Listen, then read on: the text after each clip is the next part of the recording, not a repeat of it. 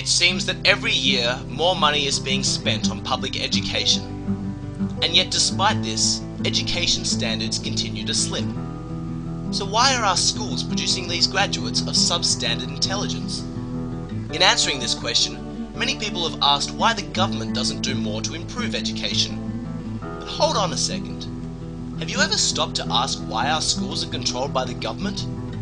What business does the state have in controlling the education of our kids? Is there any alternative?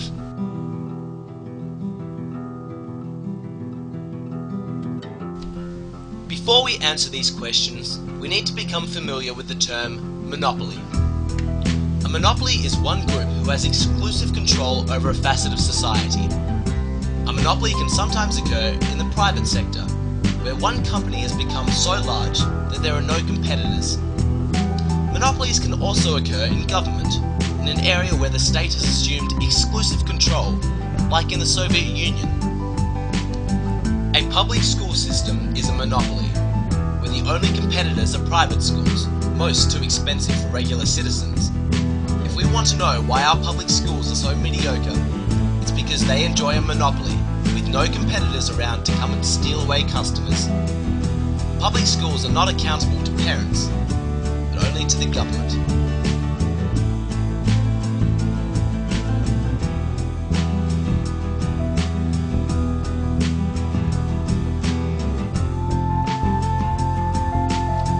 To ensure a healthy democracy, a country needs a populace constantly questioning authority.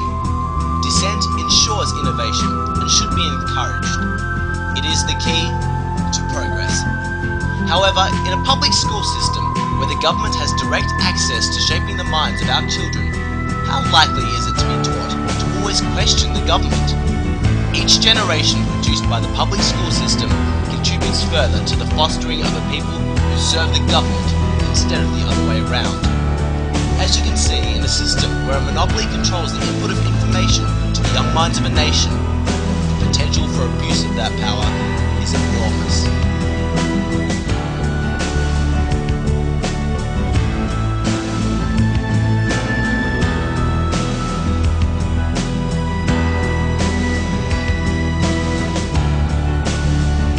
Public education claims to be a system of equality.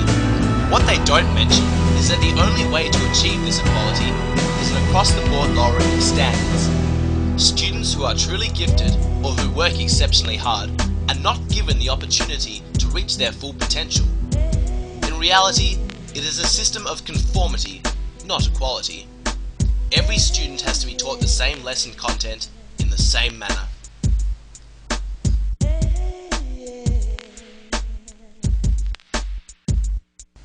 We are always trying to influence the education system, trying to change how it is run or what is taught. The result of this is a system that is forever changing and always in flux. Children of all minorities become subject to the prevailing attitudes of the majority at that time. We are told that public schools are the protectors of diversity in society because they bring together so many different cultures under the one system. But how diverse can we expect a society to be if all our children are taught the same thing, the same way? To ensure that no religion or minority is offended, schools teach subjects like history in a factual manner, ignoring the deep-rooted causes of past events and glossing over the lessons to be taken from them. But such lessons are what is important in history.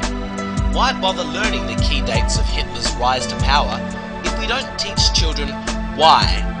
Why an entire country cheered a man at every step that he took towards totalitarianism.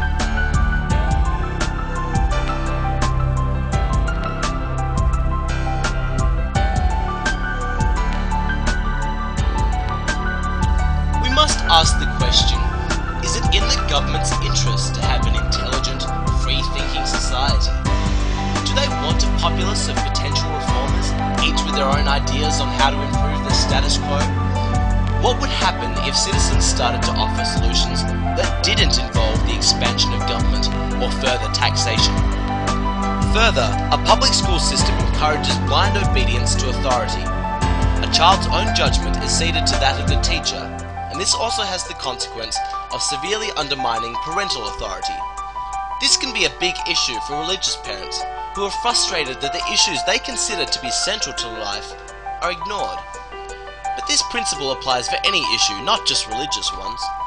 As a result of public schooling, telling a child about sex is no longer a matter for your family to decide, but for the government.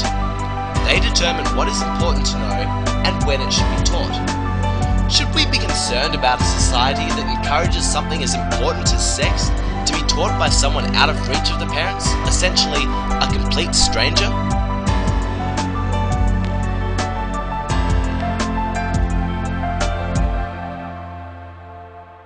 But why are the teachers educating these kids not accountable to parents? Well, this is the result of another monopoly, a teachers' union monopoly. Teachers' unions stress that all teachers are to be treated equally. The result of this is that incompetence is tolerated and brilliance goes without reward. Under such a monopoly, what incentive is there for teachers to try harder? So why do we tolerate monopolies like government schools or teachers' unions? After all, we wouldn't tolerate a monopoly in other areas of our lives. What if the government established a monopoly over the clothing or mobile phone industries in your country? The uproar would be enormous. We demand choice, alternatives. After all, competition in a free market has consistently fostered great variety, performance and prices, unlike the poor service, overpricing and limited choice that are typical of monopolies. Competition in the market of mobile phones has produced a huge range of variety and affordability in their products, and I'm sure most people would agree that ensuring the best education for our children is much more important than mobile phones.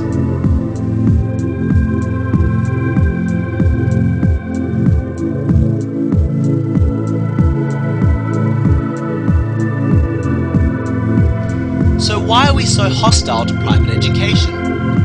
Imagine a society that has a broad range of private schools. Some of these schools might teach their kids primarily based on religious instruction. Other schools may use New Age techniques to teach children, and others further might employ harsh discipline techniques to ensure that students are well behaved. If you think one of these schools is horrible, that's fine, because choice has now been returned to parents, so you don't need to send your children there. You are no longer confined to public school districts and curriculums, and you can send your children wherever you like. And if some of these schools are really horrible, or if they employ incompetent teachers, then these schools will close down, because no parents will want to send their children there. In this way, schools will strive for the best standards possible. Choice fosters excellence. You may not like that your country's children are being taught values different to your own, but that does not give you the right to impose your values onto those children, contrary to the wishes of their parents. You may not like that education is no longer paid for by taxes, but that does not give you the right to take taxes from other people who may not want to have kids to fund your own children's education. If you're concerned about cost, think of all the extra money saved over a lifetime no longer paying taxes for education, or the revenue that will be raised from the sale of public school grounds. Now, you might be saying, but what about parents who don't care about their kids? It's true that some poorer families often have 5 or more kids, knowing that they can rely on other people's taxes to provide them with free babysitting at public schools. It's a good point. We do need a system that encourages parental responsibility in their children's education. However, you will not find this in a public school system.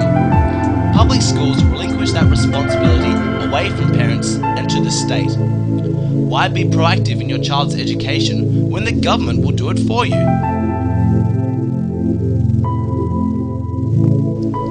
Stop selling our kids short. Give them the opportunities that they deserve. Life is difficult enough as it is, and so many children are handicapped from the moment that they start state schooling.